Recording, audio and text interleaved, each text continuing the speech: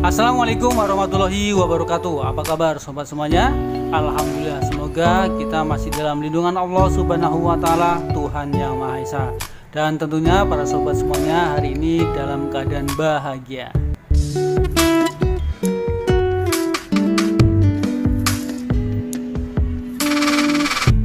Sobat, kali ini saya berada di kawasan Kota Tua, Jakarta Barat. Nah, ini karena tempat ini sangat menarik buat saya.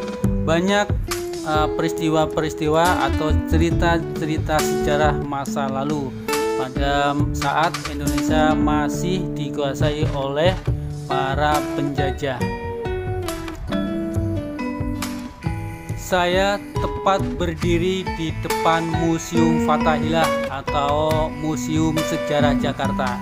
Nah, ini kebetulan hari ini bukan hari libur, maka kelihatan sangat sepi dan lengang. Biasanya kalau di hari libur tempat ini sangat ramai dan banyak pengunjungnya.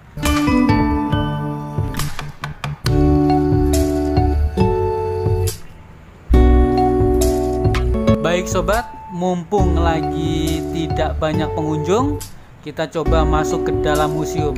Ada apa di dalam? Oke, mari ikutin video saya. Jangan lupa like dan subscribe. Sekarang saya sudah ada di dalam museum. Tadi pada saat masuk saya diminta biaya tiket cuma Rp5.000. Itu sangat terjangkau lah, nggak terlalu mahal, dan kita bisa melihat sejarah tentang kota Jakarta dari mulai berdiri sampai sekarang. Yuk.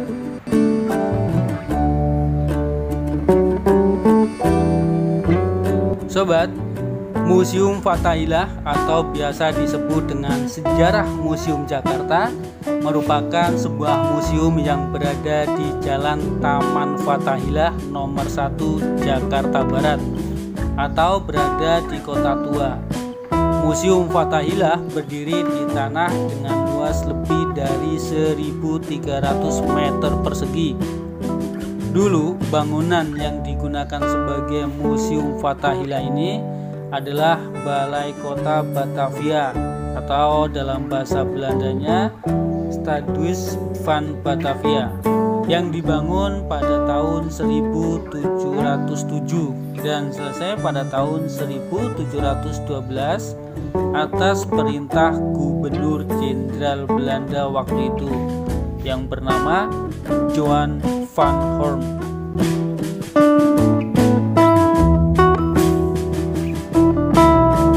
Di video kali ini saya akan menelusuri seluruh ruangan yang ada di museum ini. Sambil sobat melihat videonya, saya akan bercerita sejarah tentang museum ini.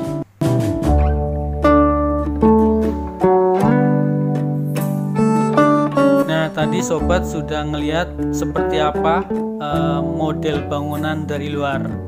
Ya, ini model bangunannya bergaya neoklasik yang didesain mirip dengan Istana Dam di Amsterdam. Perancangnya adalah W.J. van de Velde dan J. Kramer. Susunannya yaitu bangunan utama yang memiliki 2 sayap ruangan, yaitu di bagian barat dan timur. Kemudian juga dilengkapi dengan bangunan sanding yang digunakan untuk ruang pengadilan, kantor, dan beberapa ruang bawah tanah yang biasanya dipakai sebagai penjara. Nah, pada tanggal 30 Maret 1974, bangunan ini kemudian diresmikan dengan nama Museum Fathahillah.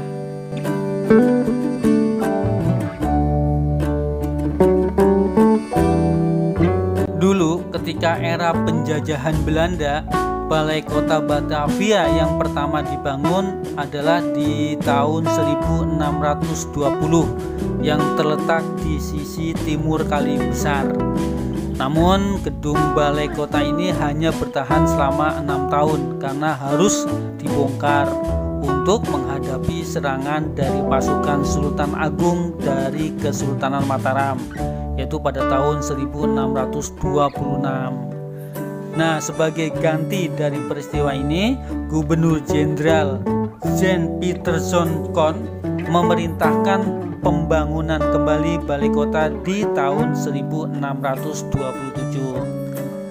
Tempat pembangunannya terletak di daerah Nieuwe Markt yang sekarang disebut dengan Taman Fathahilah atau Sejarah Museum Kota Tua. Nah, menurut tulisan sejarah, Balai Kota Batavia yang baru ini hanya memiliki satu tingkat dan pembangunan tingkat kedua dilakukan beberapa saat kemudian. Di tahun 1648, kondisi balai kota cukup memprihatinkan. Tanah di kota Batavia yang sangat tidak stabil dan beratnya bangunan menyebabkan balai kota perlahan-lahan turun dari permukaan tanah alias ambles.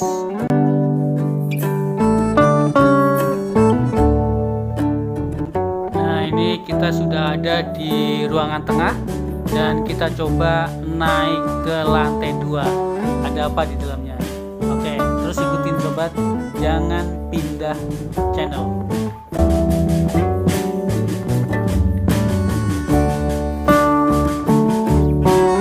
Hingga akhirnya di tahun 1707 atas perintah Gubernur Jenderal yang baru yaitu John van Horn, bangunan yang tenggelam ke tanah ini dibongkar lalu dibangun ulang dengan menggunakan pondasi yang tidak jauh beda dari sebelumnya.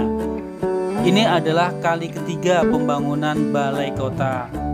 Balai kota baru ini diresmikan oleh Gubernur Jenderal Abraham van Riebeeck di tanggal 10 Juli 1710. Meskipun belum selesai sepenuhnya, bangunan ini selesai total setelah 2 tahun diresmikan.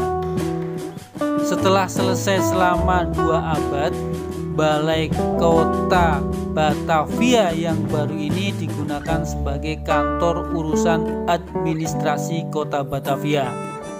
Tidak hanya administrasi, tapi juga digunakan sebagai tempat Collect van Schepen atau Dewan Kota Praja dan Raad van Justice atau Dewan Pengadilan.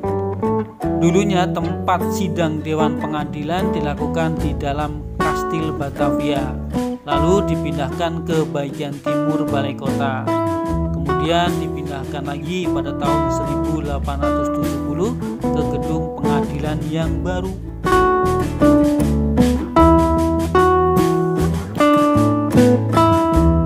Nah, sobat bisa lihat benda-benda yang ada di museum ini adalah mengisahkan atau peninggalan sejarah Batavia atau Jakarta.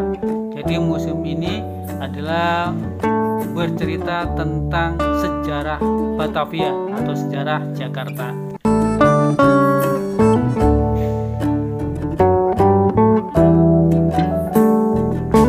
Sobat, Balai Kota Batavia ini juga memiliki ruang tahanan yang ketika masa VOC pernah menjadi penjara utama di Kota Batavia. Di belakang balai kota ada gedung penjara yang bertingkat 1. Penjara ini khusus untuk tahanan yang bisa membayar kamar tahanan secara mandiri. Tapi di bawah gedung utama atau bawah gedung ini ada penjara yang sangat buruk karena tidak memiliki ventilasi dan kurangnya cahaya penerangan. Di tempat inilah cukup banyak tahanan yang mati sebelum sempat diadili di Dewan Pengadilan. Kondisi tahanan yang buruk ini membuat para tahanan meninggal karena menderita penyakit tipes, kolera, dan kehabisan oksigen. Dan penjara ini kemudian ditutup di tahun 1846, lalu dipindahkan ke sisi timur. Beberapa tokoh terkenal yang pernah dipenjara di penjara ini adalah Untung Suropati, Pangeran Diponegoro, dan Gubernur Jenderal Belanda di Sri Lanka yaitu bernama Petrus Wood.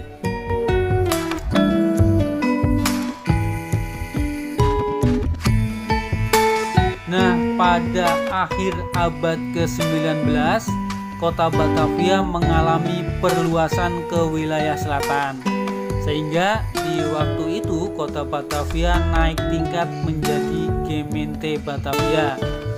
Karena perluasan Kota Batavia, maka Balai Kota Batavia kemudian dipindahkan pada tahun 1913 ke Tanah Abang, yang sekarang dikenal dengan nama Jalan Abdul Muiz nomor 35, Jakarta Pusat. Lalu di tahun 1919 dipindahkan lagi ke Koningsplein yang sekarang dikenal dengan Jalan Medan Merdeka Selatan nomor 8 sampai 9 di Jakarta Pusat hingga saat ini.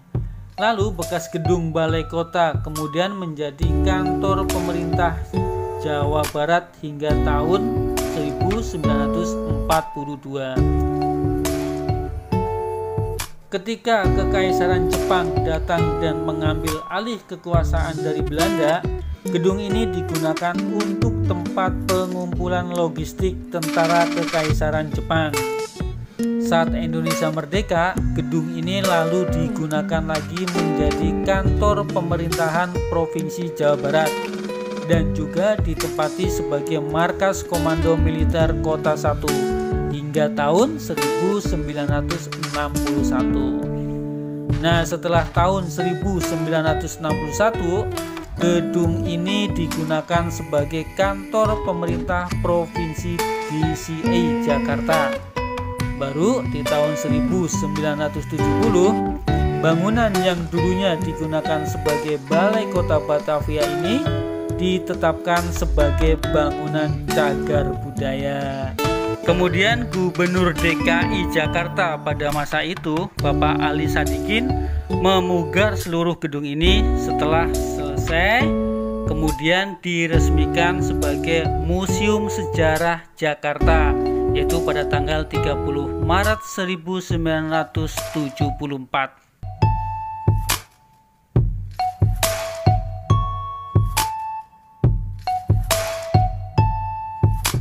Seperti pada umumnya bangunan di benua Eropa, Balai Kota memiliki lapangan yang bernama Stadhuisplein.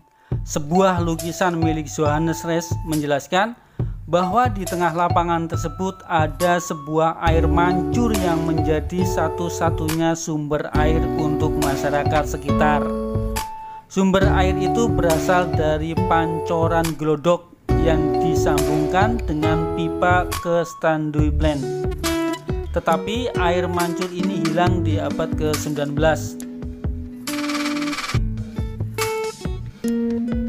Di tahun 1972, pemerintah Jakarta mengadakan penggalian terhadap lapangan tersebut dan hasilnya ditemukan sebuah pondasi air mancur yang dilengkapi dengan pipa-pipanya. Air mancur ini adalah bukti sejarah dan bukti sejarah ini bisa dibangun kembali sesuai lukisan Johannes Ries. Para arsitek lalu menciptakan air mancur di tengah Taman Fathahillah. Di tahun 1973, Pemda DKI Jakarta membuka kembali taman tersebut dengan nama baru, yaitu Taman Fathahillah. Fathahillah diambil untuk mengenang Panglima Fathahillah dari Demak yang merupakan pendiri kota Jayakarta setelah beliau berhasil mengusir Portugis dari aktivitas perdagangan di Sunda Kelapa. Sobat, di masa kemerdekaan Indonesia, museum ini diubah menjadi Museum Jakarta Lama di bawah menaungan LKI atau Lembaga Kebudayaan Indonesia. Kemudian selanjutnya di tahun 1968, Museum Jakarta Lama diserahkan kewenangannya kepada Pemda DKI Jakarta. Bapak Ali Sadikin, Gubernur DKI Jakarta waktu itu, kemudian meresmikan gedung ini jadi Museum Sejarah Jakarta di tanggal 30 Maret 1974. Untuk meningkatkan penampilan dan kinerjanya, sejak tahun 1999, Museum Sejarah Jakarta bertekad mengubah museum ini tidak hanya sekedar tempat untuk memamerkan dan merawat benda dan koleksi yang berasal dari zaman Batavia, tetapi juga harus bisa menjadi tempat edukasi bagi semua orang untuk menambah pengalaman dan pengetahuan serta dapat berfungsi sebagai tempat rekreasi.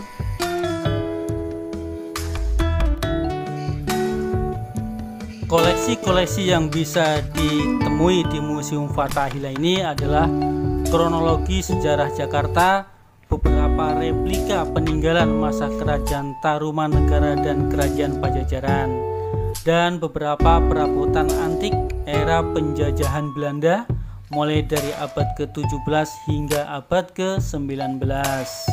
Selain benda-benda bersejarah, museum ini juga mengkoleksi banyak hal dari kebudayaan Betawi.